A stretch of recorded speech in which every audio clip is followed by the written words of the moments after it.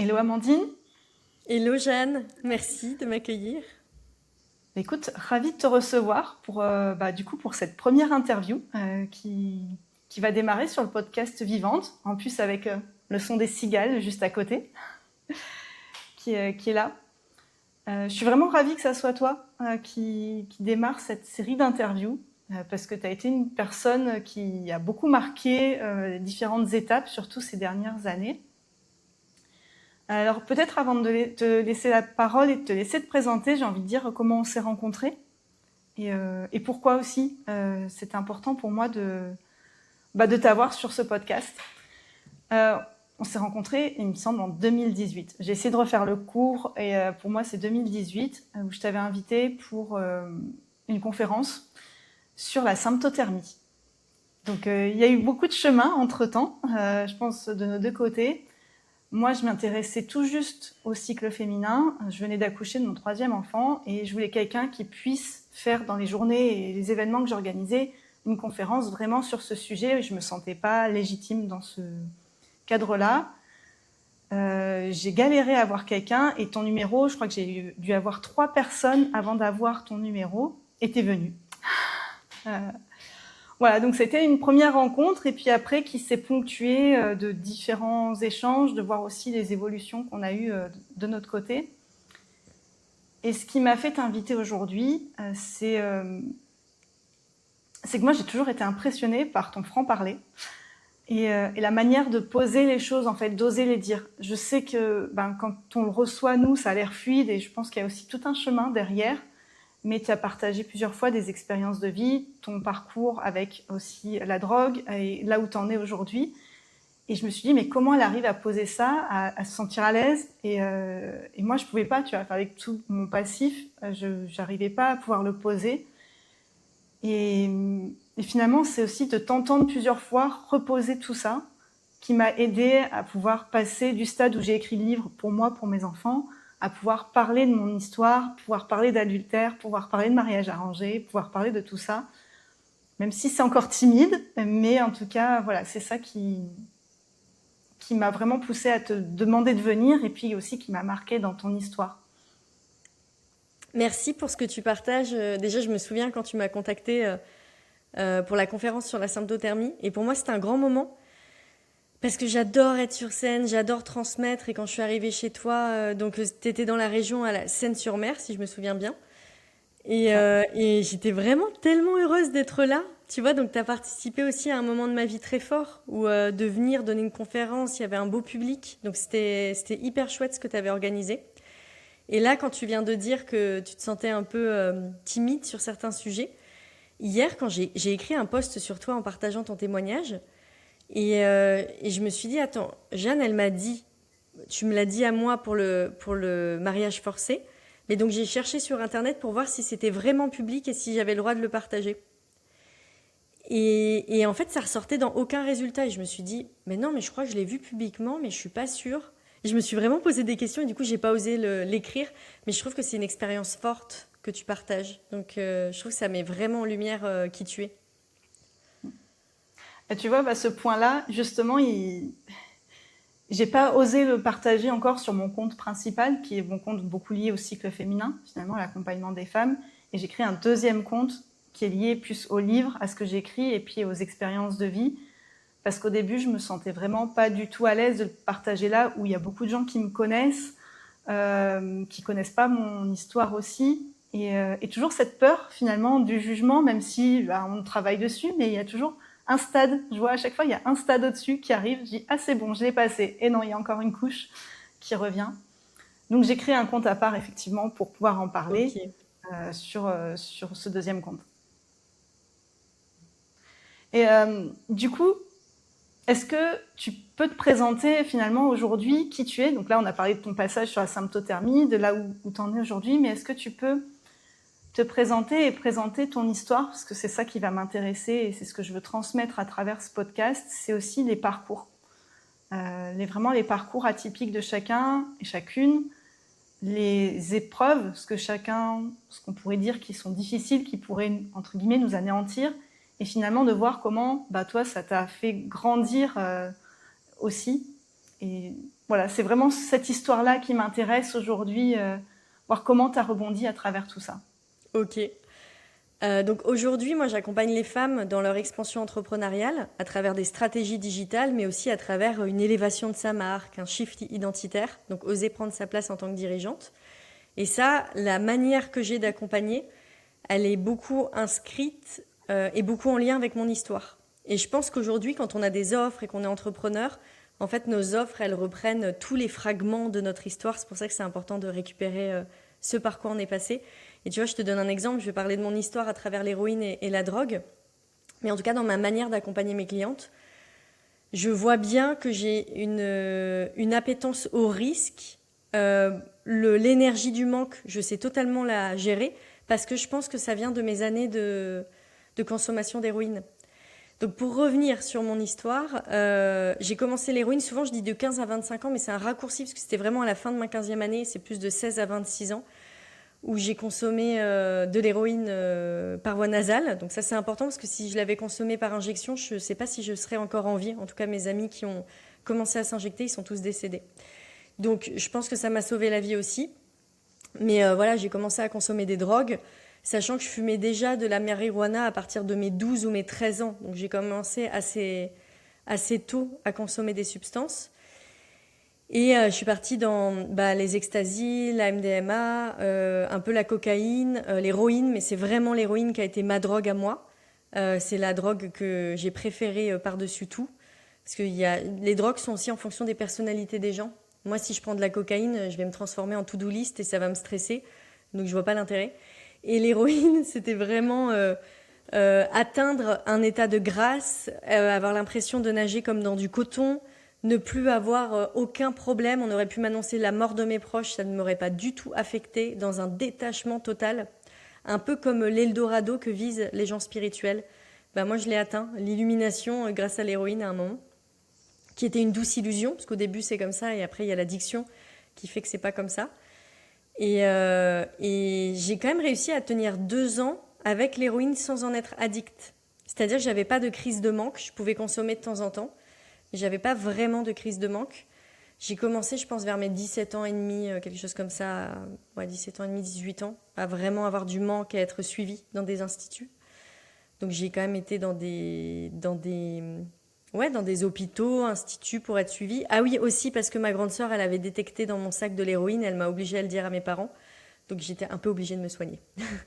Et c'était passé à la trappe, tu avais réussi à le cacher finalement Franchement, je sais pas comment j'ai réussi à le cacher. Enfin, j'ai pas fait beaucoup d'efforts non plus. J'avais les yeux. Les personnes qui consomment de l'héroïne, ils ont un tout petit point noir dans l'œil. On a les pupilles qui sont complètement différentes et vraiment le regard un peu sombre, un peu perdu. Donc franchement, c'est pas quelque chose qu'on peut cacher, mais je pense que les parents ont une capacité à se mentir à eux-mêmes. Ça paraît tellement gros que je pense que la structure psychique ne peut pas accepter que sa fille de 16 ans prenne de l'héroïne. Et donc, ils l'ont pas vraiment vu, mais ça m'est déjà arrivé, moi, un moment phare de ma vie, ça a été, je mangeais à table avec mes parents des pâtes, et en fait, l'héroïne, ça met dans des effets de somnolence, et je me suis endormie, et ma tête est tombée dans mon assiette.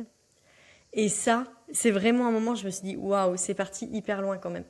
Mais donc oui, ils l'ont su quand même assez tôt, hein. Et donc jusqu'à mes 25 ans, j'étais quand même suivie par des médecins, j'avais des traitements, mais voilà, j'étais dans une addiction, donc du coup, je mentais. Aux médecins qui voulaient que je mente, je mentais. J'avais un médecin, mon dernier médecin, il voulait que je lui dise la vérité, donc je lui disais la vérité. Parce qu'il était tolérant envers moi, il me célébrait de tous les jours où je consommais pas, plutôt que de me reprocher les jours où je consommais. Et ça a été aussi quelqu'un qui a transformé ma vie sur sortir du poids de la culpabilité, comment on sort d'une addiction. En fait, il faut être célébré pour chaque jour où on consomme pas. C'est plus ça qui nous fait sortir de l'addiction. Donc je sais pas où est-ce que tu veux partir sur ce sujet, mais non, mais non, mais c'est de voir aussi ce qui t'a permis de t'en sortir déjà. Enfin, je trouve que c'est bien par rapport à la posture de l'accompagnant, tu vois, ouais. Au-delà de la médecine, mais cette posture-là, parce que c'est quelque chose que tu nous transmets aussi derrière, que tu transmets et qu'on met aussi beaucoup en avant, moi, dans toutes les formations que j'ai pu faire, de travailler sur la célébration. Ouais, exactement. Et c'est vrai que tu as raison, il y a une grande partie qui vient de là. Et moi, donc, dans mon parcours, ce que l'héroïne elle m'a apporté, c'est que déjà, elle m'a permis de me connecter à d'autres plans. Et donc ensuite, quand j'ai vraiment voulu réparer mon corps, parce que vu que j'avais détruit mon corps pendant 10 ans, et que je me suis dit, en fait, j'ai envie de continuer à vivre, là, je suis partie dans une démarche naturopathique de régénération des cellules, là où les médecins me disaient, mais il va vous falloir des années pour récupérer un corps, ça va prendre du temps et on peut rien faire, faut juste laisser le temps faire, quoi. Et moi, j'étais un peu têtue et je me suis dit, non, non, non, mais je vais pas laisser le temps faire, j'ai choisi de vivre, je vais vivre pleinement, je vais pas vivre malade, avec un foie dysfonctionnel et des organes au ralenti. Et donc, c'est là où j'ai choisi de partir aussi en Inde et de détoxifier mon corps, d'aller voir des guérisseurs à travers le monde entier. Et ça a changé aussi mon mindset parce que je me suis dit, mais on me raconte que c'est pas possible de régénérer ces cellules ou alors que ça va prendre beaucoup de temps. Et là, je découvre des méthodes où assez rapidement, quand on est engagé sur la voie et sur le chemin, on peut se régénérer.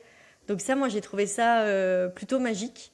Et ça a été un grand passage initiatique pour moi de pouvoir me reconnecter au potentiel de la vie. Et aussi, tu vois, il y a une expérience forte, moi, qui est en lien avec l'héroïne, c'est que j'étais en Inde, dans l'ashram d'Ama, Amritandamayi. Et j'ai passé pas mal de mois là-bas. Et à un moment, elle me prend la main. Et vraiment, elle me serre la main très fort. Et là, j'ai l'impression qu'on m'a donné un shoot d'héroïne. Et je plane total. J'arrive à m'asseoir sur une chaise, mais je peux plus parler pendant 2 heures. Je suis en mode shoot, quoi. Et là, je comprends le message qui est. Mais en fait, le message était tellement fort, mais c'était juste, t'as consommé de l'héroïne parce que tu n'avais pas ta place sur Terre. Parce que t'étais pas connecté à tous les possibles, parce que t'avais pas la foi. Et parce que tu ne regardais pas le monde de l'invisible, même si je le voyais, mais je pensais que c'était irréel. Et j'étais pas connectée au monde de l'invisible. Et donc je pense que c'est ça qui m'a fait consommer de l'héroïne et que cette expérience-là, elle m'a permis de comprendre que si on n'est pas connecté à la foi et à tous nos potentiels, bah moi je pense que la vie, elle est trop dure. Enfin moi je préfère mourir que de vivre dans un monde où on n'est pas connecté à la foi.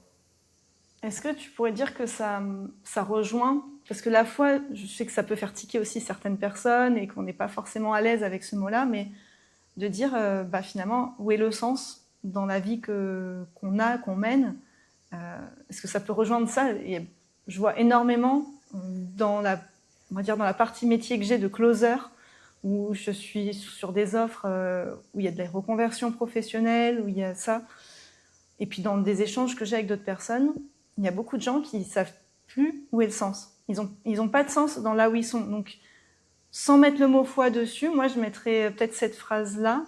Qu'est-ce que tu en penses? Ben, c'est marrant, il y a quelqu'un qui m'a posé la question lundi, donc il y a 2 jours, et qui m'a demandé qu'est-ce que je mettais derrière le mot foi.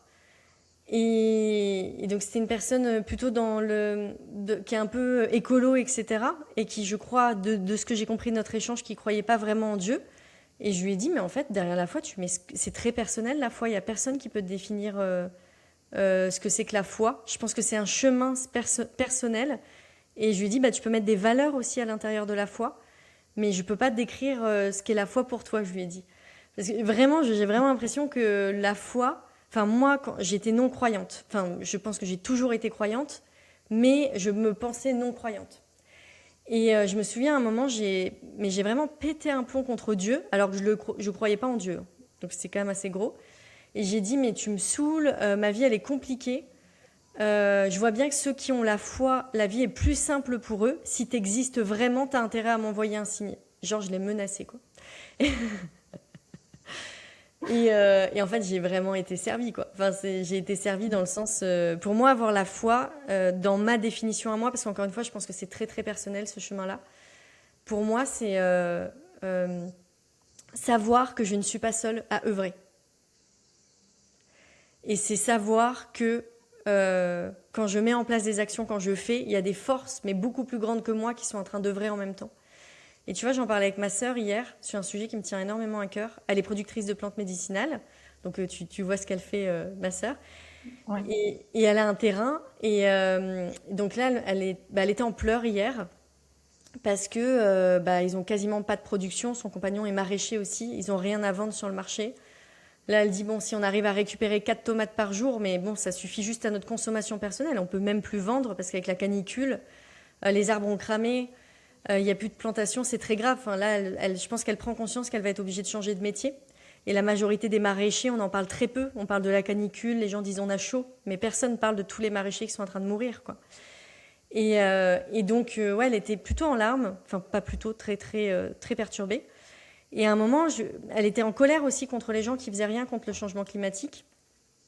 Et moi, je lui ai dit, quel que soit notre avis, notre opinion et comment on se positionne sur ce sujet, de toute façon, là, tu as un vrai enjeu de foi. Parce que ce sujet-là, jamais tu pourras le porter à bras-le-corps toute seule, sinon tu vas tomber dans l'anxiété et tu vas vriller. C'est trop grave ce qui est en train d'arriver là sur Terre pour les animaux, pour l'eau, pour la Terre. Si tu vas vriller, en fait. Si t'as pas la foi, ça fonctionnera pas. Par contre, si tu as la foi, ma sœur, elle a une capacité à trouver 1 milliard de solutions, à se renouveler, à s'adapter. Si elle a la foi et qu'elle arrête de tout porter seule, forcément, il y a des solutions qui vont apparaître. Non pas pour le monde, je pense que ça, ce sera que collectif, mais au moins pour elle et pour sa ferme. Et là, hier, je discutais avec quelqu'un qui directement m'a partagé des solutions. Et je me dis que même si on vit un désastre écologique et pour la planète et de ce qui se passe, je suis sûre et certaine qu'il y a des solutions qui peuvent arriver. Pour moi, la foi, elle s'inscrit là, sur la capacité à se dire il y a quelque chose qui existe que je ne connais pas encore, mais je vais avoir des réponses qui vont arriver et faire confiance. Ouais. J'essaye en même temps que tu parles de synthétiser tout ce à quoi ça me fait penser, parce que ça éveille pas mal de choses. Mais en fait, tout ce que tu dis, finalement, il y a un mélange un mélange, c'est pas forcément une harmonie plutôt, entre soi-même décider d'avancer, parce que de ne pas croire qu'effectivement tout va venir de l'extérieur et qu'il suffit là d'attendre. On voit cette position-là aussi de pas mal de gens qui ont la foi, mais pour moi, elle est mal placée parce que du coup, les solutions ne viennent pas toutes seules de l'extérieur, mais de rester dans ce mouvement où moi je suis en action et du coup, ça va permettre aux solutions d'arriver. Et donc, il y a toujours cette harmonie et cette marche qui se fait ensemble. Et ça, pour le coup, je trouve qu'on le voit beaucoup chez des gens qui ont, entre guillemets, touché le fond. Comme si tu prends l'exemple de ta sœur qui sont dans une situation qui est compliquée, ou de toi dans la situation où tu as été, ou moi, ou même d'autres personnes. Mais en fait, quand on a vécu une situation où on se rend compte qu'on ne pouvait pas s'en sortir seul, il y a cette foi, mais en même temps, il faut quand même qu'on fasse le premier pas. Oui. Mais tu vois, tu m'as posé une question tout à l'heure et j'ai répondu un peu à côté, mais tu m'as demandé comment j'avais arrêté. Mais moi, c'est venu de nulle part comment j'ai arrêté l'héroïne. C'est que j'avais pris la décision quand j'étais jeune de mourir à 27 ans. Donc j'avais décidé que ma vie serait très courte. Donc je m'étais dit, vu qu'elle est courte, je n'ai pas besoin de prendre soin de mon corps, je peux vivre une vie à 100 à l'heure parce qu'elle va être courte, ma vie. Et seulement quand j'ai commencé à arriver, je pense vers 24 ans, très proche des 27 ans, j'ai dit, oh là là, il me reste 3 ans à vivre. Et là, j'ai commencé à me dire, attends, c'est court 3 ans quand même. Et j'ai commencé à voir mes rides apparaître. Donc assez jeune quand même, j'ai vu mon visage. Et en plus, j'ai la chance, j'ai une sœur jumelle. Donc je vois son visage, je vois le mien, je vois que mon visage va pas bien. Parce que forcément, en consommant de la drogue. Et là, ce qui m'a donné envie d'arrêter, c'est cette envie de vivre sans doute. Et aussi la peur de vieillir. La peur de voir mon visage se transformer. Donc des fois, ça vient de nulle part aussi, nos envies. Tu vois, ça vient d'un truc, on aurait pu se dire c'est beaucoup plus profond que ça. Non, c'est des rides sur mon visage qui m'ont fait bouger et qui m'ont donné le courage d'arrêter. Donc c'est quand même assez fort. Et tu disais, à l'instant, oui, l'action. Oui, il y a une règle fondamentale que je pense avoir compris là de l'univers, c'est que l'univers, il nous aide que quand on fait un pas. Si on bouge pas, il se dit c'est bon, je vais pas dépenser de l'énergie pour quelqu'un qui n'en fout pas une. Et donc, ça vient... Non, mais il y a un moment, on est des co-créateurs, mais il faut qu'on se positionne aussi en tant que créateur et qu'on arrête d'attendre le plan divin. C'est un peu de l'abus. Moi, je trouve qu'il y a beaucoup d'abus avec le plan divin. On attend beaucoup que le plan divin il fasse venir les choses. Et c'est vraiment une posture d'abuseur pour moi. Et donc, moi, c'est toujours dans ma vie, c'est toujours je fais plein de pas, j'avance. Et la vie, je lui dis, envoie-moi là où tu veux m'envoyer. Mais moi, j'avance et moi, je m'engage et chaque jour, je suis en mouvement, que j'en ai envie ou que j'en ai pas envie, que je sois fatiguée, que je sois pas fatiguée. Tu vois, tout à l'heure, je me disais, la période, elle est intense là pour moi. En ce moment, je me sens un peu fatiguée. Et en fait, je me suis reposée 1 heure et je me suis dit, ah, mais c'est bon. J'ai récupéré de l'énergie, je me suis reposée. Et surtout, je me suis dit, mais je préfère 10 000 fois avoir une vie où de temps en temps, je suis fatiguée, qui est de la fatigue, en plus de la bonne fatigue que j'ai. C'est de la fatigue de quelqu'un qui œuvre. Donc, c'est de la très bonne fatigue. plutôt que de la fatigue de pas avancer dans sa vie, qui est une fatigue horrible que je ne veux surtout pas contacter. Et donc, Ouais. la fatigue de vrai, elle est géniale en fait. Quand tu œuvres et que tu es fatigué, tu te reposes et tu repars, quoi. Et ça, je trouve ça beau. Et moi, j'ai envie d'être fière de moi. C'est très, très important. Est-ce que c'est ça, du coup, finalement, la foi et le sens, c'est tu dis j'œuvre pour quelque chose. Ouais, Ça rejoint ça, si tu dis bah, je suis utile et pas que à ma petite personne, on va dire, il y a quelque chose de plus grand. On peut parler à l'échelle de l'humanité, on peut parler d'invisible, mais en tout cas, on œuvre pour quelque chose d'autre que soi. oui. C'est, Mais tu œuvres pour quoi, toi, Jeanne?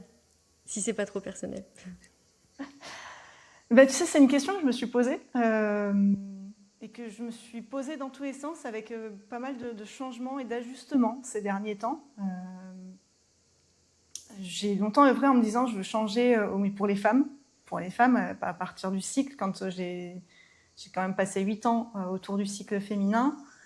Et je me suis dit, ça, c'était important pour moi qu'il y ait quelque chose, que les femmes reprennent leur place. Et pour moi, ça passait à travers le cycle, par mon histoire, en fait, tout simplement. De leur dire, voilà, il y a quelque chose de beau aussi dans la féminité, c'est pas juste sale, impur, tout ce qu'on peut avoir dans un monde judéo-chrétien un peu extrémiste et que j'ai reçu, moi, dans mon éducation. Ok. Donc, il y avait ça.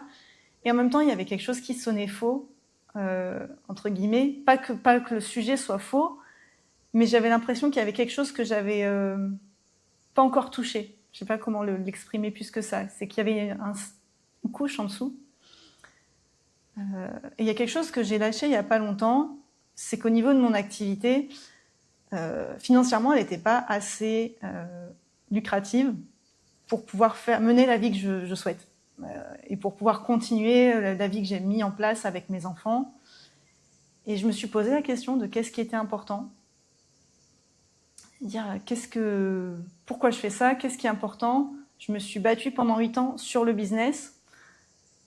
Et finalement, je me suis dit, en fait, on s'en fout du business. Moi, qu'est-ce que je veux, c'est maintenir cette vie-là. Et je veux avoir les moyens de faire vivre ça à mes enfants et de montrer aux autres personnes que chacun peut choisir son chemin et qu'il n'y en a pas un qui est pareil. Parce qu'en voyageant, j'ai rencontré plein de gens, j'ai rencontré plein de modèles différents et je me dis, mais c'est fou, en fait, je pensais pas qu'il y avait autant de possibilités. Je me dis, ça me porte de dire, bah, écoutez, il existe une multitude de chemins, je peux le transmettre aux adultes, mais en fait, la priorité, finalement, pour moi, c'est de le transmettre à mes enfants et qu'ils aient cette force-là de créer leur propre chemin. Donc, je pense que c'est ça qui me booste aujourd'hui et du coup, ça a changé ma vision du business, ça a changé ma vision de, justement, garder ces secrets, ces tabous. Si je reprends une histoire, pour moi, j'aurais pas osé parler de drogue, toi tu parles de sexualité aussi, et c'est vrai que dans mon histoire, il y a quand même pas mal de choses liées à la sexualité. C'est dire est-ce qu'on en parle, est-ce qu'on n'en parle pas. Je dis non, en fait, on en parle, parce que sinon, si personne ne parle jamais, comment on va savoir et comment on va changer les choses. Donc voilà, où j'en suis dans mon cheminement, qui va sûrement encore évoluer, mais en tout cas, c'en est là actuellement. Ça me parle ce que tu dis, et j'ai lu un post de toi hier, que tu as écrit peut-être il y a quelques jours, sur, je crois que tu pars en Australie, donc 6 mois sans tes enfants. Et tu vois, ça m'a tellement inspirée, parce que je trouve que c'est un sujet qui peut être énormément jugé. Moi, j'accompagne beaucoup de femmes, et je trouve qu'il y a beaucoup de la culpabilité par rapport aux enfants. J'ai pas le droit de faire ça, j'ai pas le droit de déployer mon business par rapport aux enfants. Les personnes culpabilisent et du coup elles vont limiter leur déploiement, alors que justement c'est leur déploiement qui aurait permis d'inspirer leurs enfants et d'apprendre à être des êtres libres par mimétisme, tu vois. Donc quand j'ai vu ça, est-ce que j'ai bien lu? Est-ce que tu pars bien en Australie T'as bien lu, je pars dans 15 jours là, et je pars sans les enfants. Et le deal avec leur papa, mon ex-compagnon, c'est que j'ai 6 mois. Et donc moi, pendant 6 mois, je vais réunir la somme pour pouvoir après avoir 6 mois avec eux et faire la deuxième partie de mon visa en mode road trip avec eux. Waouh. Donc là, tu vas être motivée de fou, il y aura zéro limite, quoi. Ah mais là voilà, j'ai dit en fait, les gens ils me disent mais tu vas faire quoi? Tu vas continuer ton business? Je dis non, là mon business il me ramène pas assez, je vais bosser là-bas, il y a du boulot là-bas, je vais essayer de rentrer dans tout ce qui est offshore ou dans la outback. J'ai dit en fait je m'en fiche du boulot. là, pour moi, c'est la somme pour pouvoir faire 6 mois avec mes enfants. Et c'est là que c'est important. Et le boulot n'est plus forcément même si c'est pas ce que j'avais prévu au début, en plus c'est quelque chose que j'ai jamais fait, j'ai jamais été salariée, j'ai jamais travaillé pour d'autres personnes. Donc ça va être une nouvelle expérience aussi pour moi, complètement nouvelle. Mais en tout cas voilà, c'est le challenge des 6 prochains mois. Hyper inspirant. Et pour répondre du coup à ta question de tout à l'heure où tu demandais il y a un sens, moi, j'en parle pas trop publiquement parce que, comment dire, je veux pas trop perturber, je veux pas être anti. Donc j'en parle pas trop publiquement. Mais moi, ce qui me porte vraiment, c'est de renverser l'ordre établi. La conquérante, tu sais. Mais il y a vraiment un truc comme ça. Vraiment, depuis petite, je regarde le monde, je regarde les institutions et je me dis, mais vous êtes vraiment à côté de la plaque dans la manière de configurer une société. Et c'est pour ça que je suis hyper, tu vois, je suis toujours très émue par mes clientes avec ce qu'elles créent, que ce soit dans le monde de la parentalité. Tu vois, par exemple, tu m'inspires avec ce que tu crées avec tes enfants. Je me dis, ah, mais ça, ok, ça, c'est un nouvel exemple de ce qui est possible, tu vois. Ce qui est créé dans le milieu des naissances, j'adore accompagner des femmes en périnatalité, dans le milieu de l'architecture, dans le milieu des droits, bâtiments, dans le milieu du consulting, un peu dans tous les milieux comme ça. Moi, j'adore accompagner des femmes qui vont instaurer un nouveau paradigme. Et donc, ce nouveau paradigme va permettre de renverser un ordre établi qui, pour moi, est défaillant. Et ça, c'est vraiment... ça, du coup, je suis inarrêtable. Parce que je peux pas laisser... je peux pas regarder des institutions faire autant de la merde, que ce soit dans le cadre d'enjeux environnementaux, par exemple, enjeux environnementaux, enjeux d'architecture globale des villes, enjeux liés aux enfants. Moi, la cause des enfants me porte énormément. Et ça, c'est ce qui me motive à me lever chaque jour. Tu sais, quand parfois on dit oui, dans l'entrepreneuriat, c'est dur, etc. Oui, c'est très dur d'être entrepreneur, c'est très, très, très dur. Mais moi, je ne peux pas m'arrêter parce que je sais ce que je suis en train de créer, en fait. Et ça, il n'y a rien ni personne qui peut m'arrêter. Et je pense que c'est un peu la réponse que j'ai trouvée par rapport à la drogue aussi, tu vois. De me dire, si j'ai décidé de rester sur Terre et de vivre, bah, c'est pour vivre. Je ne vais pas vivre à moitié, quoi. Parce que de passer de mort vivante à être pleine de vie, mais je ne vais pas faire... moi, je suis une extrême, en fait. Soit je me tue, soit je vis. Mais je ne vais pas rester sur Terre pour vivre une vie en tant que touriste. C'est soit je reste et j'accepte ma mission sur Terre, ce pourquoi je sens que je suis destinée à œuvrer, soit je me barre, quoi. Mais en même temps, je suis pas suicidaire, donc j'arrivais pas à me tuer. Voilà. Non, mais je vois, ouais, ce côté extrémiste, je pense que je l'ai aussi à ma manière. Mais et je vois que c'est ce qui manque finalement quand j'ai mes échanges avec des personnes qui ont des décisions à prendre. J'ai envie de les secouer parfois, mais bon, c'est pas ce qu'il faut faire. Enfin, quoique. Et de dire, mais réveille-toi, si tu prends pas de décision, dans 6 mois, tu seras au même point. Et il y a tellement de personnes qui n'y arrivent pas parce qu'ils sont trop englués là-dedans. Comment toi, tu vois les choses? Est-ce que tu penses qu'il peut y avoir une demi-mesure? Bah, je pense que pour la majorité de l'humanité, il peut y avoir une demi-mesure. Mais par exemple, moi, je pense que pour un entrepreneur, il n'y a pas de demi-mesure. Soit tu es entrepreneur et tu es fou, soit t'es pas... Enfin, si t'es pas fou, t'es pas entrepreneur. Un entrepreneur tempéré, j'y crois pas une seule seconde. J'aimerais vraiment qu'on m'en présente. Et après, pour les personnes qui ne sont pas entrepreneurs, qui sont plus prestataires de services, salariés, etc., je pense que oui, la demi-mesure, elle doit être possible. Et je pense qu'une personne, peut-être qu'elle a envie, plutôt que de mettre 10 ans pour faire sa transformation, plutôt qu'1 an. Et c'est possible. Ce qui m'embête souvent, c'est que les personnes, elles se disent pas la vérité. Elles se font croire qu'elles veulent atteindre un idéal en 1 an, alors qu'en fait, elles se donnent les capacités pour l'atteindre dans 10 ans. Ça, ce mensonge intérieur me dérange, tu vois. Par contre, quand j'ai une personne en face et qu'elle me dit « Ah non… Des fois, j'ai des personnes qui me disent « Non, je rejoindrai ton programme à la prochaine édition. » Et je suis là et je souris parce que je me dis « Mais je sais très bien que tu seras pas là, tu seras nulle part. Tu es juste en train de reporter ta décision parce que c'est trop inconfortable de prendre ta décision. » Donc, des fois, j'ai un petit sourire intérieur et je laisse la personne aussi faire, prendre les leçons qu'elle a besoin de prendre. Je lui dis juste, est-ce que tu vois la phrase que tu es en train de déposer? Est-ce que tu penses vraiment que tu vas me rejoindre? Tu vois, enfin, je la mets juste face à ce mensonge intérieur. Mais moi, les personnes qui n'ont pas envie de bouger ne me dérangent pas tant qu'elles sont honnêtes envers elles-mêmes. Ce qui me dérange vraiment sur le marché actuel, c'est que tout le monde veut faire croire oui, j'ai envie d'y aller, mais t'as pas envie. Arrête de te raconter des balivernes. T'as envie d'une petite vie posée, tranquille et de pas bouger. Donc arrête de consommer du contenu de gens qui te proposent de transformer leur vie, de ta vie. Tu vois, c'est vraiment si tu veux transformer ta vie et si tu veux une vie extraordinaire, faut que tu sortes de l'ordinaire. Tu peux pas prendre des décisions comme une personne ordinaire.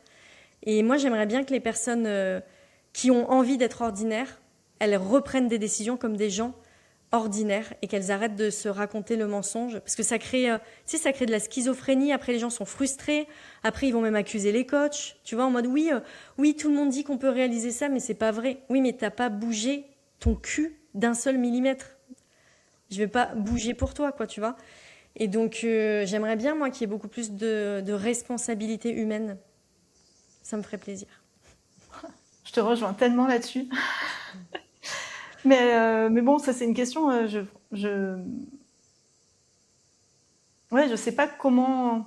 Une fois, je me suis permise de me mettre en appel avec quelqu'un, de lui dire, mais en fait, tu reviendras jamais. Tu viendras pas. Ça va pas le faire. Et elle l'a très mal pris. Elle m'a répondu assez. Mais tu vois, j'ai pas trouvé je suis assez d'accord avec toi. Je trouve que les gens se mentent et ils veulent pas voir la vérité. Et du coup, il y a pas moyen. Je me dis, il y a pas moyen de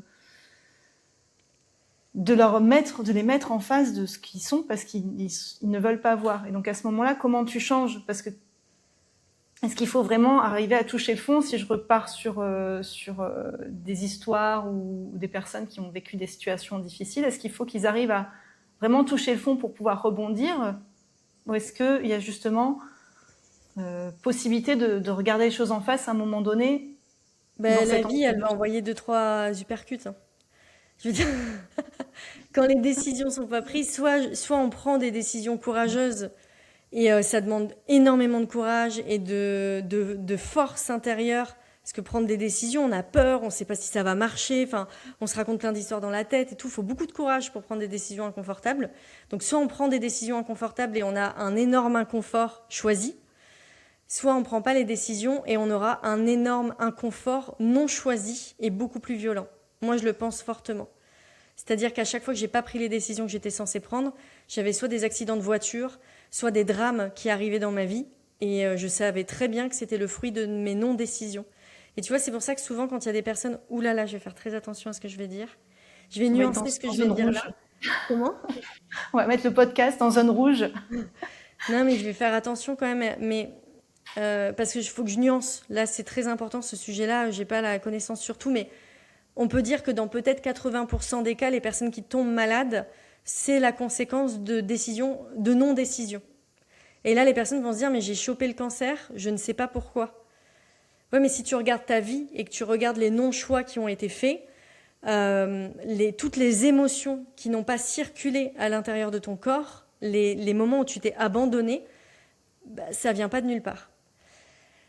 Après, je vais juste tempérer, c'est peut-être pas le cas pour 100%, c'est le cas pour la majorité des personnes, c'est-à-dire une maladie, elle vient pas de nulle part, elle vient d'un abandon de soi. Après, il y a des cas particuliers, donc chacun peut regarder. J'ai surtout pas envie qu'une personne qui écoute le podcast et qui est en ce moment même malade vienne se culpabiliser, c'est pas l'objectif. Au contraire, c'est plutôt de se dire ah ok, c'est pas une fatalité d'être malade. C'est pas une question de pas de chance. C'est pas j'ai marché dans la rue, paf, j'ai chopé un virus et j'ai pas de chance. C'est pas ça. C'est il y a des endroits où je me suis pas vue, où je me suis pas reconnue. Donc quand je partage là, ça, j'ai pas envie que les personnes culpabilisent. J'ai surtout envie qu'elles se disent ok, j'ai envie de faire ce chemin, de me voir, de me reconnaître, de m'honorer, de me faire passer en priorité et de faire des choix courageux. Mais je pense que c'est quand même important de rappeler qu'un non-choix a des conséquences énormes sur notre vie. Donc ça, c'est pour les personnes, mais c'est leur chemin. Et il y a des gens qui ont besoin de se prendre des baffes, des baffes cosmiques, des baffes de la vie dans la tête, et elles ont besoin de se prendre carrément du 4 tonnes à chaque fois en pleine figure pour bouger. Si c'est comme ça que ça fonctionne, c'est comme ça. Il faut juste assumer et pas jouer la victime. Et après, à côté de ça, pour moi, par exemple, parce que moi, je suis très agacée par la médiocrité humaine. Je suis intolérante. C'est mon défaut. Et à côté de ça, moi, ça m'envoie, je travaille beaucoup sur moi et je suis beaucoup accompagnée en psychothérapie là-dessus. Parce que sinon, ce serait trop difficile à vivre pour moi. Tu vois, un monde qui est Pour moi, le monde est médiocre tel qu'il est. On a un potentiel humain qui est beaucoup plus fort. Et donc, à chaque fois, j'ai mal au cœur, tu vois. Et pour moi, pour pas sombrer dans l'aigreur, la déception, trop juger le monde extérieur, ce qui est important pour moi, c'est de revenir à l'intérieur de moi, accepter que j'ai vraiment très fortement mal au cœur pour l'humanité. Enfin, vraiment, j'ai mal au cœur pour l'humanité et pour moi, pour ma propre médiocrité à moi aussi, parce que je suis un être qui est 10 000 fois plus puissant que le jeu auquel je joue aujourd'hui. Donc, d'accepter ça, mon mal de cœur, et de pouvoir aussi honorer le libre arbitre de chacun. Et tu vois, en ce moment, je ne sais pas comment le définir, je pourrais dire le maître ou enfin, chacun le définit comme il veut, mais la posture qui m'inspire le plus sur ce chemin en ce moment, c'est la posture de Jésus. Et parce qu'il y a vraiment ce truc d'avoir un cœur qui est très ouvert au service de l'humanité et en même temps de s'autoriser à avoir mal. De se dire, l'humanité est à ce niveau-là, je m'autorise à avoir mal. En ce moment, depuis le mois de mars, je suis très initiée là-dessus et ça me fait du bien, ça me libère et ça me rend plus tolérante envers les patterns et les mécanismes humains. Merci pour ce partage, pour ces nuances aussi que tu as apportées sur l'aspect de la maladie qui est l'occasion finalement de se renouveler. C'est comme tous les hypercutes, c'est soit on le prend et on sombre avec, soit on le prend et on se dit c'est un cadeau peut-être mal emballé, mais en tout cas c'est un cadeau qui va nous permettre de rebondir. Et ce qui est intéressant chez toi, je reprends sur ton parcours, là tu parlais du coup de la posture de Jésus, tu as parlé d'autres postures à d'autres moments de ton parcours, je crois que il y avait eu pas mal Isis à un moment donné, des personnes inspirantes, des personnes ou des personnalités, je ne sais pas si on peut dire personne, mais en tout cas, qu'est-ce qui t'amène à changer, à faire ces pivots, à changer d'identité à chaque fois? Comment tu vis ces changements, ces pivots, et comment tu les accompagnes? Alors moi j'ai beaucoup été dans le milieu de la spiritualité, le milieu spirituel mais qu'on peut appeler New Age, que je dénonce pas du tout parce qu'aujourd'hui il y a un gros mouvement de dénonciation. Au contraire, moi je suis très ancrée avec les codes du New Age, mais pas très en lien avec la chrétienté ou le catholicisme. Donc j'ai été baptisée quand j'étais petite, mais j'ai pas fait ma communion. Mes parents sont très très athées. Ma mère est peut-être un peu plus croyante. Mon père il est anti-église puissance 1000. De dire à mon père que je vais à un festival Sacré-Cœur de Jésus début août, de dire par exemple à mon père je vais au festival Sacré-Cœur, je sais que chez lui ça peut entraîner de la tension, il peut se dire oh là là dans quoi elle est partie elle encore quoi. Et donc j'ai pas de lien, tu vois, avec Jésus, j'ai pas l'éducation que beaucoup de personnes en France ont eue avec Jésus. C'est pour ça que je parle de posture ou de maître, je sais même pas comment le définir parce que c'est j'ai eu une rencontre dans mon cœur, donc je sais pas encore comment le définir, je sais pas mettre des mots dessus. J'ai été touchée à un endroit que je ne peux pas définir. Mais en tout cas, pendant plusieurs années, j'étais plus dans la spiritualité. Je travaille toujours avec les codes du New Age, avec les rayons sacrés, la magie des rayons sacrés qui me passionne. J'ai beaucoup travaillé avec Isis, avec l'archétype d'Isis, qui est pour moi une force énergétique très puissante, en tout cas pour moi, qui a changé beaucoup de choses dans ma vie. Et là, aujourd'hui, j'habitais à Koh Phangan, en Thaïlande, l'année dernière. Et j'habitais sur une île qui est très en lien avec les énergies, Kundalini Activation, beaucoup de processus de guérison, où pour moi, il y avait beaucoup d'apprentis sorciers et des personnes très dangereuses avec l'énergétique. Et je me suis quand même posé beaucoup de questions. Je me suis dit, mais on fait n'importe quoi. Et il y a un truc, on croit qu'on est connecté à plus grand, on se croit au-dessus de tout le monde, mais en fait, c'est dangereux tout ce que tout le monde est en train de faire. Il n'y a pas de maîtrise des énergies sur plusieurs plans, des plans multidimensionnels et sur des lignes de temps différentes, qui soient passé, présent, futur. Donc je trouvais qu'il y avait un petit danger. Et je suis revenue en France, et quand je suis revenue en France, j'ai senti un appel très fort à être reconnectée à l'âme de la France. J'ai senti des énergies de Jeanne d'Arc. La France est sur une chape de plomb, c'est un pays avec des trésors mais infinis, c'est un des pays les plus puissants pour moi au monde. Je suis un peu chauvine, hein. Vraiment, j'ai reçu des codes et je me suis dit, ça y est, la France est prête à retirer sa chape de plomb et à récupérer ses codes énergétiques très puissants. Et je sens qu'il y a un avènement de Jésus. Enfin, j'avais entendu parler, mais je n'avais jamais senti. Et je l'ai senti au mois de mars. J'ai vécu une expérience mystique où j'ai pleuré et je me suis sentie vraiment aimée pour la première fois de ma vie. J'ai senti l'amour entrer en moi et je me suis sentie vue et j'ai senti que j'étais aimée. Donc là, j'ai pleuré pendant 20 minutes, j'ai fait « Waouh, je suis aimée ». Et c'est pas aimé par d'autres humains, c'est aimé par une force beaucoup plus puissante, quoi. J'ai rien compris à ce qui m'arrivait. Et j'ai pas compris, mais je me sens très chanceuse de ne rien comprendre à ça. Parce que je vois bien que tous ceux qui ont eu des enseignements autour du catholicisme, mais qu'il y a un endroit où ça peut bloquer la foi. Et là, moi, je ne capte rien. Les gens, ils me parlent de Jésus. J'ai un pote qui m'a dit, je lui raconte, je suis allée à la messe et tout, j'ai pris l'hostie. Et il me dit, mais t'as pas le droit de prendre l'hostie, Amandine, t'es pas communiée. Parce que lui, il connaît très bien les enseignements. Et moi, je sais pas tout ça. J'étais en mode, je savais pas, moi, je suis avancée, ils m'ont proposé l'hostie, je l'ai prise, tu vois. Je n'y connais strictement rien. Mais ça fait un parcours qui est très jovial. Et puis, le fait on m'a dit, tu peux te consacrer au Sacré-Cœur de Jésus, qui, moi, en ce moment, j'ai vraiment besoin de me connecter au cœur de Jésus, parce que je suis très triste pour l'humanité, et ça me relie à Jésus. Et on me dit ça, et on me dit, tu peux consacrer ton entreprise au Sacré-Cœur de Jésus. Et moi, consacrer mon entreprise, mais je rêve que de ça, en fait, que l'entreprise, elle intègre beaucoup plus de codes et de vivre une vraie célébration. Donc, en ce moment, je vis cette transformation plutôt bien, pour tout te dire. Et j'ai vraiment l'impression qu'il y a un nouveau passage et une nouvelle identité.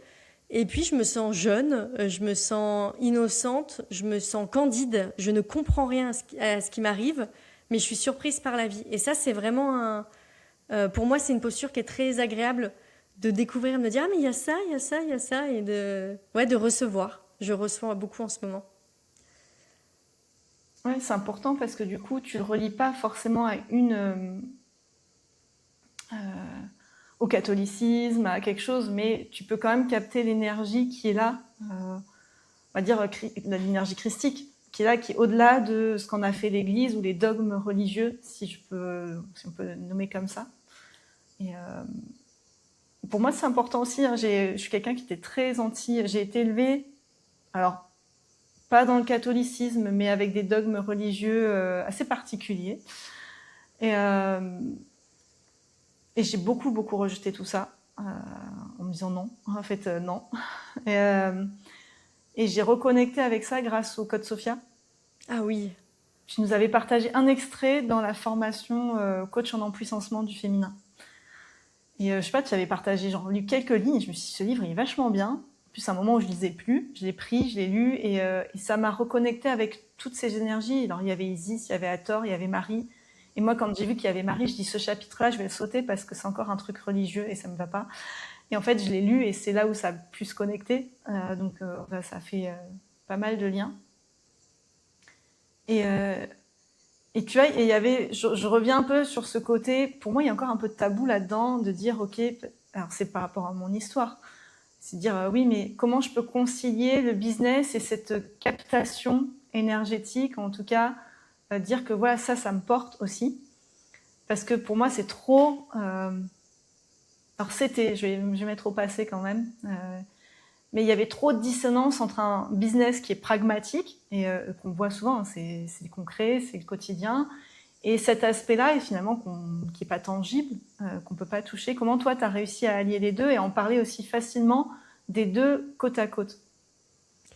C'est marrant que tu me poses cette question parce que j'ai reçu un message ce matin d'une personne qui m'invite sur son podcast et qui me dit « Écoute, c'est rare que je vois quelqu'un qui concilie autant le business et la spiritualité. » Elle me disait dans les codes que tu envoies, la manière dont tu prends soin de toi, les lieux de luxe, parce que là j'ai partagé un événement que j'organise, il est vraiment dans... la salle, elle est magnifique, j'ai l'impression d'être une reine, quoi. Et je suis très contente que mes clientes, elles arrivent, tu vois, dans ce lieu, dans ce genre d'endroit où il y a de l'argent. Ça sent l'argent, tu vois. Et en même temps, c'est très connecté à soi, l'amour de soi et à la spiritualité. Moi, j'œuvre, tu vois, quand tout à l'heure on parlait du sens, de pourquoi on fait les choses, et que moi je disais je suis là pour renverser l'ordre établi et instaurer un nouvel ordre en quelque sorte. Moi, je suis portée par la spiritualité, c'est-à-dire je sens profondément que le monde tel qu'il fonctionne actuellement fonctionne à l'envers. Et j'ai un amour pour l'humanité qui est tellement fort, mais tellement fort, que en quelque sorte je suis prête à tout un peu. Et donc pour moi, mon entreprise, c'est une structure qui me permet d'œuvrer et de créer. Et tu vois, aujourd'hui, enfin cette année, mon univers, il est vraiment ressorti, le fait de créer une fabrique à héroïne. que j'ai un univers d'héroïne et qu'il y a différents paliers pour rentrer chez moi dans mon univers, mais que moi, mon but, c'est d'accompagner les femmes à travers le business à devenir des héroïnes. Et je dis souvent à mes clientes, le but, c'est que quand vous quittiez la planète Terre, il y ait une plaque à votre nom. C'est-à-dire que vous avez œuvré et vous avez marqué votre époque et vous avez inscrit votre légende. Donc en fait, l'origine même de mon entreprise, c'est de pouvoir œuvrer pour créer ça, pour créer ce renversement. Et à la base, moi, mon rêve, c'était d'être sage-femme et d'accompagner la naissance des êtres humains sur cette terre, mais je voulais pas être sage-femme telle que c'est autorisé aujourd'hui en France, parce que ça aurait été trop maltraitant pour moi et pour mon âme. Même si j'honore énormément les sages-femmes qui font ce métier, vraiment, voilà, pour moi, elles sont précieuses et vraiment, je les trouve incroyables. Mais moi, j'aurais pas pu le faire. Je sens que j'aurais perdu un bout de mon âme, mais je parle de moi et de mon parcours personnel.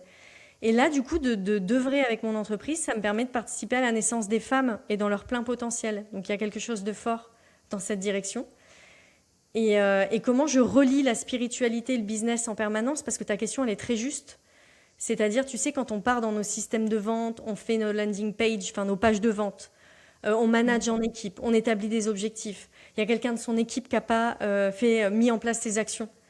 À quel endroit on est dans l'amour, on n'est plus dans l'amour. Enfin, il y a vraiment plein d'endroits dans le business où on peut se perdre et on peut perdre le fil de connexion avec son âme et son cœur en permanence, tout le temps. Tu fais un lancement, tu n'as pas les résultats escomptés. Enfin, tu vois, il y a plein d'endroits où on peut perdre.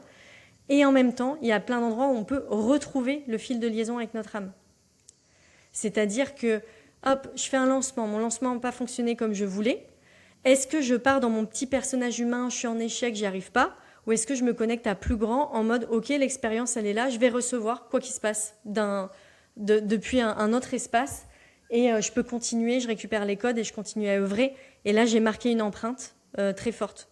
Et donc, du coup, là, pour moi, il y a un axe beaucoup plus de foi, de spiritualité. Et pareil avec son équipe, tu vois, moi, quand je pilote mon équipe, avant, j'étais beaucoup dans l'amour, à très peu reprendre les personnes, et à vouloir être dans l'amour, mais tu sais, un peu comme une mère. Et ça, c'est pas bon pour une entreprise. Et enfin, une mère, si, mais je veux dire, je portais trop. Et j'excusais trop, amour inconditionnel. Moi, je crois pas en l'amour inconditionnel. Enfin, c'est pas pas mon objectif de vie. Je suis plutôt dans l'inverse, je suis dans l'amour inconditionnel. C'est-à-dire que il y a énormément d'amour quand le cadre est respecté et quand mes limites et mes besoins à moi sont respectés. Il y a énormément d'amour qui circule. Si on commence à dépasser mes codes, mes valeurs, les codes de chevalerie de mon entreprise, généralement, il y a plus d'espace pour. Et ça, j'appelle ça ne pas être dans l'amour inconditionnel, bien évidemment, mais c'est ce qui me permet à moi, cette posture-là, d'être dans l'amour inconditionnel. Parce que du coup, je peux aimer les gens, juste je les vois plus, mais je les aime à distance. Alors que s'ils restent dans mon univers, ils vont me faire péter un plomb. Et donc pour moi, la spiritualité, elle est à chaque endroit de notre entreprise, en fait. Alors j'entends ta réponse. Je vais me faire l'avocat du diable exprès parce que j'en vois plein, des entrepreneurs qui sont débutants, on va dire, et qui vont avoir ce discours, qui vont être dans la foi aussi, mais on va dire à leur niveau, avec tout mon amour là-dessus, sur cette phrase, mais qui vont dire oui, mais ça va venir, je vais me respecter, je vais prendre mon temps, je vais me respecter, ça va venir à moi si c'est juste, et qui du coup n'y arrivent jamais. Je sais pas si tu vois le type d'entrepreneur que je veux dire. Attends, des gens qui démarrent. Ils prennent leur temps. Il y a beaucoup d'entrepreneurs qui changent. Ils changent de vie, ils se sont mis à leur compte, ils sont dans le soin. Hein, je parle beaucoup dans le soin ou dans l'accompagnement, dans l'aide, et ils veulent aussi avoir une vie qui respecte, une vie posée, une vie calme, ce qui n'est pas à reprocher d'ailleurs. Mais qui vont pas vouloir rentrer dans le business, qui sont très dans la foi et qui veulent pas rentrer à fond dans le business, justement, dans le côté marketing, et du coup qui attendent les clients, mais du coup qui n'en ont pas, ou très peu. Ah oui, bah non. Est-ce que là, du coup, il y a peut-être une forme de foi, mais il n'y a plus le business, et ils vont respecter leur temps et leur énergie, mais du coup, ils n'auront pas l'argent qui est nécessaire à vivre. Il n'y a pas de respect du temps et de l'énergie dans l'entrepreneuriat. En fait... Non, mais si je respectais mon énergie, je serais pas à cet endroit-là. Hein. Mais tu vois, il y a vraiment ce truc. Voilà, c'est clair. Mais après, je pense que je respecte. Oh, tu vois, je dis ça, mais c'est très antinomique à qui je suis parce que je pense que je suis une des personnes qui suis.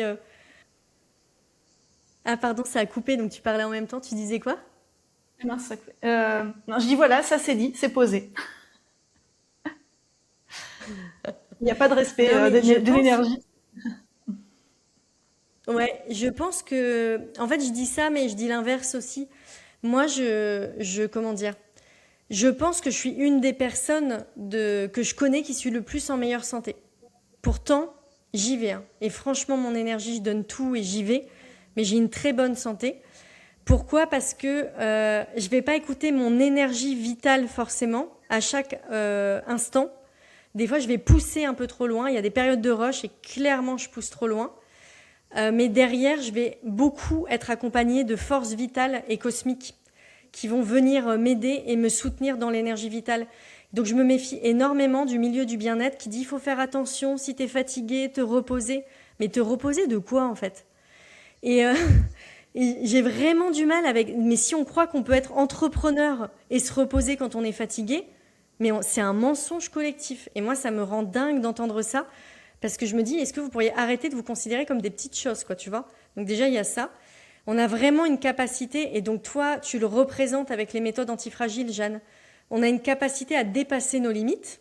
Donc toi, je pense que tu apprends à dépasser tes limites, mais dans une zone saine. Et moi, c'est ce que je fais beaucoup dans l'entrepreneuriat. C'est on pousse le bouchon un peu trop loin. Donc même, par exemple, quand on est dans un bain glacé et qu'on reste 1-3 minutes dans un bain glacé, on va avoir mal. Clairement, si un entrepreneur, par exemple, qui veut respecter son bien-être, il va rentrer dans l'eau, il va mettre un orteil, il va dire ça brûle, j'y vais pas. Bah oui, mais tu vas jamais te muscler pour être entrepreneur. Alors que quand on va dans un bain glacé d'eau, si on commence par exemple la première fois et qu'on fait déjà 10 secondes, je pense que c'est très bien dans un bain glacé et qu'on rentre et qu'on a mal, c'est ok. Les corps vont se réguler et on va mettre en place des solutions après. Donc ça, de vouloir toujours préserver son énergie, c'est très dangereux et ça, c'est le profil de personnes qui font des burn-out parce que c'est des gens qui sont en désalignement permanent et qui se racontent l'histoire que c'est de faire quelque chose qui les met en burn-out, mais en fait, ce qui les met en burn-out, c'est leur mental qui passe le temps à s'auto-juger, à ne pas être d'accord avec eux-mêmes. C'est certainement pas l'action. Donc ça, c'est le premier point. Et ensuite, dans un deuxième point, c'est que attendre des clients et avoir la foi, si on fait pas de marketing, bah, faut avoir une bonne foi, hein, parce que il va peut-être falloir attendre 10 vies avant que ça marche. Non, mais si on fait, si je veux devenir guitariste professionnel, faut que j'apprenne à jouer à la guitare. Si je veux devenir entrepreneur, il faut que j'apprenne l'entrepreneuriat. Donc, mettre en place des systèmes d'acquisition clients, apprendre à faire de la vente, apprendre à être visible. Mais ça, c'est juste logique. Mais il y en a qui veulent se raconter l'histoire, qu'il n'y a pas ça à faire. Bah, c'est des conneries. Et apprendre, donc déjà, j'investis des milliers et des milliers. Donc, plus de 120 000 euros cette année que j'ai investi dans mon apprentissage. Donc, bon, c'est normal. Moi, je vise des hauts sommets. Donc, c'est normal que j'investisse à ce niveau-là. Mais ça nécessite du gros investissement. Et je me forme entre 5 et 10 heures par semaine. Donc, et c'est pour ça que mes accompagnements sont très puissants, je pense. C'est parce que moi-même, je me forme, donc je transmets ce que j'ai appris. Mais en fait, je suis entrepreneur depuis 2017, j'ai jamais arrêté de me former. Donc, quand j'entends des gens qui me disent « j'ai fait une formation, puis ça n'a pas marché, ou j'en ai fait 2-3 », je dis « mais t'as marché 2 pas et tu t'arrêtes ?» Et puis, dans quelles conditions tu l'as fait la formation? Est-ce que tu t'étais all-in? Est-ce que tu t'es investi? Ou est-ce que tu avais une posture où tu pensais que c'était le formateur ou la coach qui allait t'amener des résultats? Bah, si c'est ça, c'est pas être entrepreneur. Un entrepreneur, il est 100% responsable de ses résultats à tous les endroits. Ouais, oui, et puis je suis d'accord. Et si je rebondis sur l'aspect antifragile ou hormèse, j'ai envie de dire, c'est la nature humaine, en fait, d'aller justement chercher au-delà et de pouvoir grandir et de pouvoir se renforcer. Si on souhaite toujours rester dans sa zone de confort, on ne va pas aider l'humanité. Et du coup, c'est presque antinomique à être accompagnant dans le soin et dans le bien-être. Oui, et ils Ouais. sont crevés, hein. Les gens dans le bien-être sont toutes les personnes qui sont dans le bien-être, parmi mes clients, ce sont les personnes qui sont le plus épuisées. Est-ce que c'est pas fou, ce que je suis en train de dire? C'est une vérité qui est très dure à entendre, je trouve, mais est-ce que c'est pas fou? Alors, j'entends oui, et en même temps, bah, c'est ceux qui recherchent finalement c'est leur propre cheminement, mais peut-être qu'ils n'en sont pas prêts encore à arriver à ce stade de l'entrepreneuriat. Mais je suis d'accord. Moi, je me suis pas mal détachée du milieu des thérapeutes et tout ça parce qu'en fait, je pouvais plus. Je pouvais plus avec des gens que j'apprécie aussi, mais Mais je me dis, ils sont complètement déconnectés de la partie entrepreneuriale et à un moment donné, se déconnecter de cette partie-là, c'est aussi de se déconnecter d'une partie de notre force vitale et de notre énergie parce que l'entrepreneuriat, c'est ce qui nous fait vivre, c'est l'argent, c'est ce qui nous fait grandir, c'est ce qui nous permet de monter des projets. Et donc, tu peux pas te régénérer si tu te coupes de cette partie-là. Après, voilà, c'est un point de vue et c'est difficile de le faire passer à certaines personnes, de pouvoir le transmettre. Et après, peut-être que tout simplement, chacun, il vient à son rythme et quand il est prêt. Voilà, peut-être que c'est pas juste non plus de vouloir le faire passer à tout le monde. Mais je te rejoins en tout cas sur la partie bien-être, qui est pas évidente. Pas évidente. Et souvent, c'est des gens qui ont d'abord besoin de prendre soin d'eux avant de devenir entrepreneurs et ils peuvent pas faire les deux. Et ça, il faut qu'ils comprennent. C'est d'abord, peut-être que je récupère s'ils viennent du burn-out et que c'est pour ça qu'ils ont changé.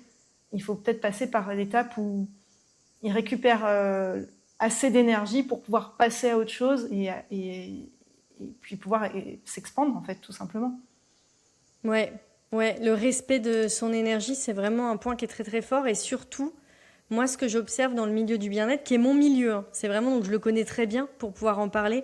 Et là, je parle du côté ombre, mais il y a un côté très lumineux aussi. Mais sur le côté ombre, c'est de dire, nous, on est dans le camp du bien. Nous, on a compris.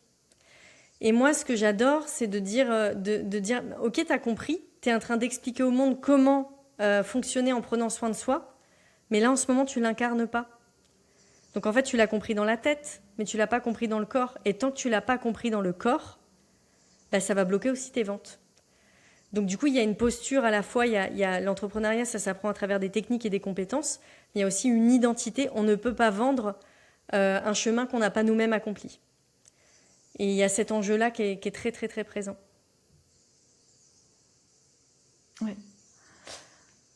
Mais c'est bien parce que ça fait la boucle, justement, avec cette identité, finalement, qu'on se construit tout au long de notre vie et qui va évoluer.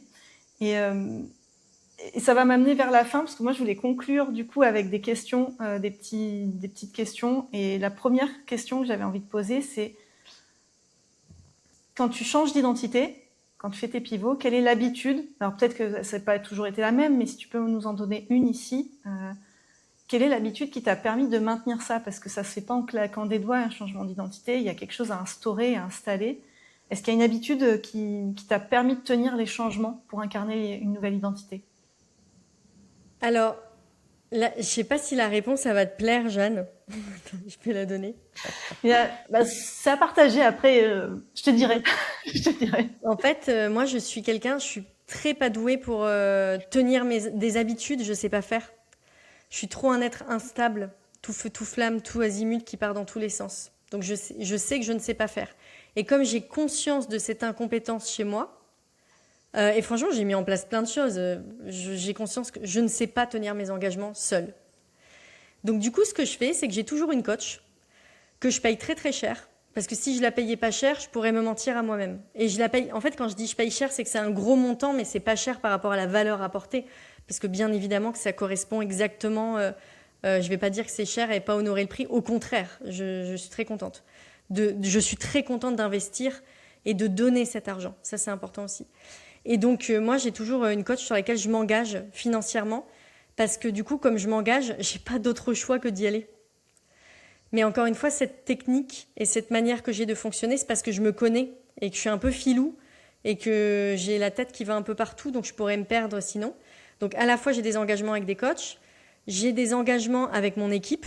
Si j'avais pas d'équipe, mon entreprise avancerait 10 fois moins vite. Pour quelle raison ? C'est parce que, là, tu vois, par exemple, si j'ai pas rendu ce que je dois rendre, je vais avoir un message de ma collaboratrice, notamment Vanessa, qui va me dire « Mais Amandine, je me permets de te relancer là-dessus, je suis bloquée sur ce sujet-là, est-ce que tu peux me fournir les éléments ?» Donc, j'ai pas d'autre choix que d'avancer. Donc, je pense que moi, ce qui me permet de tenir mes habitudes et d'être disciplinée, c'est d'avoir ce qu'on appelle des accountability partners. Donc, en anglais, accountability, je ne sais plus comment on dit en français, partner, mais c'est des buddy business aussi, on peut appeler ça. C'est des personnes auprès de qui on s'est engagé à tenir des engagements. Et moi, tenir des engagements pour moi-même, c'est vraiment beaucoup plus compliqué. Par contre, être engagé envers l'autre, j'adore être engagé envers l'autre. Donc là, je te partage moi, ma manière de faire, mais ce que je peux peut-être répondre à tout le monde qui nous écoute, c'est de dire, regardez-vous, connaissez-vous, regardez-vous comment vous fonctionnez, et ça va vous permettre de tenir vos engagements. Oui, du coup, on a été coupé. Le réseau a décidé de dire non, pas de réponse. Pourtant, en fait, j'aime beaucoup ta réponse. Je sais plus exactement là où ça a coupé, mais en tout cas, ce que j'ai aimé, c'est qu'en habitude, c'est peut-être pas toi qui l'aimais personnellement, mais tu te mets des garde-fous, finalement, c'est ça. Tu te mets en sorte que tu sois obligé de tenir ce changement de posture ou ces objectifs que tu as mis en place. Exactement. Et tu vois, c'est comme pour le sport. Je sais que si je veux faire du sport, il faut que j'ai un coach sportif. Sinon, je vais passer le temps à me dire j'ai pas fait. Donc, mais je pense que ce qui est important pour établir des habitudes, la première étape, c'est de se connaître et vraiment de se dire mais comment je fonctionne. Moi, tu vois, tu me connais, je me donne à fond, je travaille. Mais en fait, dans mon identité profonde, je peux être une grosse feignasse qui procrastine. Et ça fait partie de mon identité aussi. Et donc, c'est vraiment, je peux reporter, j'ai une capacité de report qui est très très fort, quoi. Donc juste, vu que je connais ça et je sais que ça me dessert, je connais cette tendance, je mets en place, comme tu les appelles, des garde-fous. Ouais, c'est important pour toutes les personnes qui vont écouter, qui se disent, ok, moi, comment je fonctionne? Est-ce que je suis capable de tenir une habitude seule? Sinon, qu'est-ce que je peux mettre? À qui je peux demander d'être mon soutien, en fait, tout simplement, pour pouvoir avancer et aller dans la direction où j'ai décidé d'aller, quoi. Exactement. Merci pour cette première réponse. Alors, j'avais 4 questions pour terminer. Une question que j'ai reprise d'un podcast que j'écoutais, que j'aimais beaucoup. C'est est-ce que tu as un objet que tu as acheté sur cette dernière année qui a changé ta vie? Un objet de moins de 100 €. Waouh, Autre que la nourriture. Voilà, qui n'est pas mangeable, vraiment objet. Un objet de moins de 100 € qui a changé ma vie.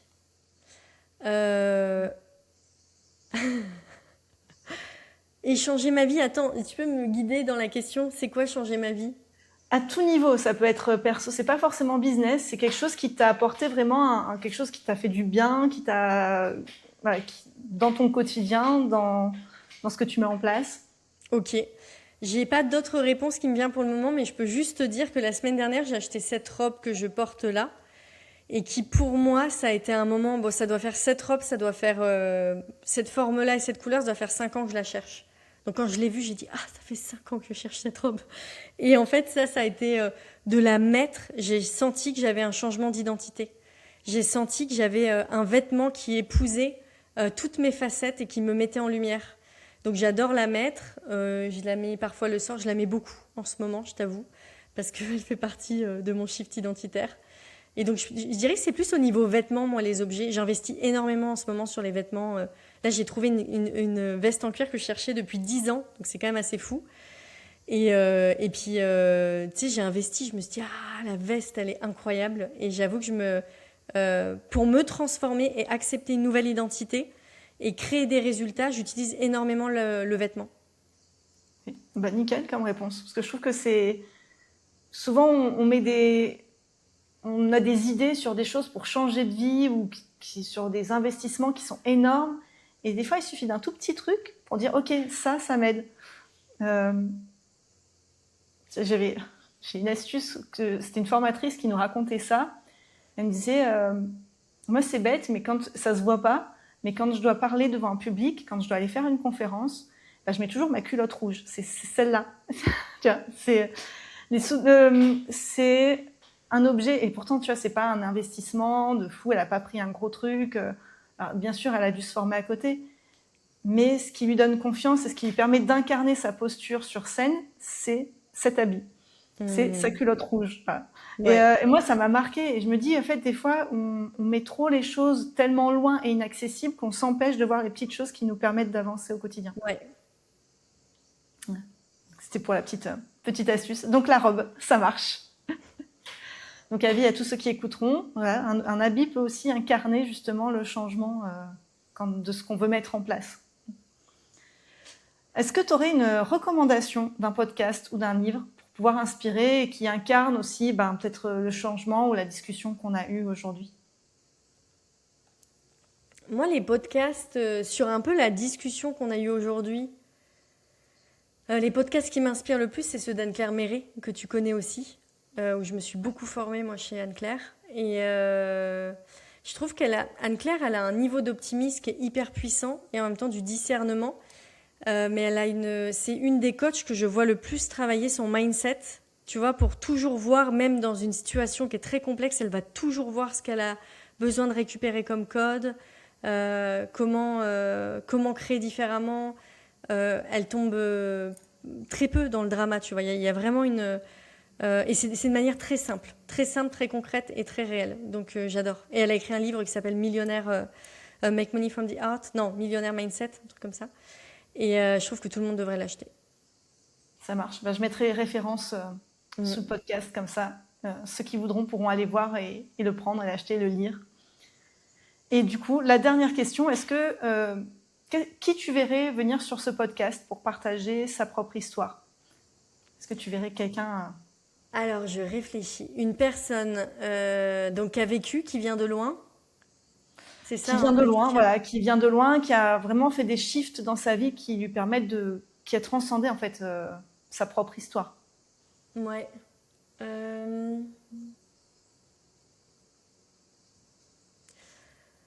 En fait, j'ai un nom qui me vient en tête en ce moment, mais je sais pas s'il est approprié, mais je te le donne sur comment on transmute son histoire et que je suis assez bluffée. Elle s'appelle Stacy ou Steffi, je ne sais plus comment. T'en as peut-être déjà entendu parler. Elle a créé l'association Carl pour son petit frère. Elle a été victime d'inceste par son père et violée quand elle était jeune. Il y a eu un procès. Et en fait, sa mère s'est suicidée après parce que ça a été une histoire familiale assez lourde. Et elle a récupéré la garde de son petit frère, mais après, son petit frère était obligé d'aller chez son père et il se refaisait violer chez son père. Donc elle incarne la non-protection étatique et comment on peut mettre les enfants en danger. Et donc, elle a décidé de se former en droit. Et là, elle monte vraiment en compétence. Elle est dans tous les médias. Je crois qu'elle a sorti un livre. Elle est très entendue. Elle parle calmement, de manière très posée. Alors que voilà, son frère, donc je sais pas si je l'ai dit là, mais son frère s'est suicidé parce qu'il supportait plus d'aller chez son père. Elle l'a retrouvé mort, quoi. Donc l'histoire est assez grave, mais elle a une posture qui est très incarnée. Son association, elle donne tout. Elle est dévouée. Et pour moi, ça montre l'exemple de... Elle aurait pu, tu vois, elle aurait pu mourir ou se tuer. Enfin, elle a perdu sa mère, violée par son enfant. Sa mère se suicide, son frère se suicide, son petit frère, tu vois, enfin, innocence, quoi. Et elle arrive à prendre des études d'avocate et de recréer et de parler avec une posture qui est non violente, qui est très axée. Pour moi, ça incarne vraiment la résilience avec la vie, de croire que ce monde, il peut se transformer parce qu'elle y croit, sinon elle le ferait pas. Et ça incarne vivante. Elle est vivante. Elle a touché les enfers et elle est vivante. Ouais, oui, c'est énorme comme histoire. Non, je la connaissais pas du tout. Et du coup, merci, parce que je vais la contacter aussi pour la suite, pour pouvoir échanger. En tout cas, Amandine, merci beaucoup d'avoir été présente sur ce podcast, de nous avoir partagé tout ça. Merci à toi. Merci pour ton invitation. Je suis très heureuse et honorée d'avoir été la première. Et moi, je te souhaite du coup un beau voyage en Australie. Et je trouve que tu montres vraiment comment on peut se donner des autorisations en tant que mère. Moi, je suis vraiment très, très touchée par la maternité et par les femmes qui s'autorisent à être des exemples très, très puissants pour leurs enfants. Donc, en fait, ça me touche ton histoire. Donc, merci à toi. Merci beaucoup. Et puis, au plaisir de continuer à suivre, de toute façon, sur nos cheminements respectifs. Merci à toi. À bientôt. À bientôt.